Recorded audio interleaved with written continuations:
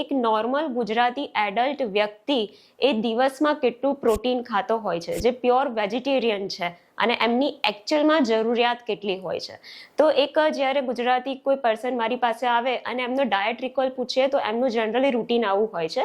સવારમાં એક ભાખરી, ચા કે પછી 2 રોટી અને ચા, જેમાં સરેરાશ ઓન એન એવરેજ 3 થી 4 ગ્રામ પ્રોટીન મળતું હોય છે. દેન લંચમાં 2 રોટી, સબ્જી, દાલ, રાઈસ, દહીં, છાશ વગેરે આપણો રૂટીન ખોરાક હોય છે, જેમાંથી તમને ઓન એન એવરેજ 8 થી 9 ગ્રામ પ્રોટીન મળતું હોય છે. ઇવનિંગના સ્નેકમાં મોસ્ટલી મમરા, ચેવડો કે કંઈક ફ્રૂટ્સ લેતા હોય છે, જેમાં નેગ્લિજેબલ પ્રોટીન હોય છે.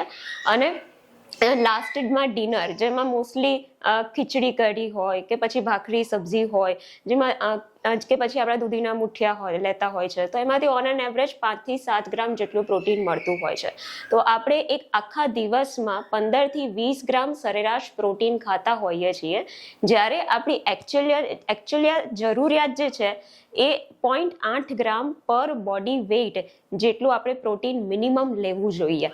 મતલબ કે 50 kg કોઈ વ્યક્તિ હોય તો 0.8 ગ્રામ પર બોડી વેઇટ એટલે એને મિનિમમ 40 ગ્રામ પ્રોટીન તો બોડી ખોરાકમાંથી લેવું જ જોઈએ.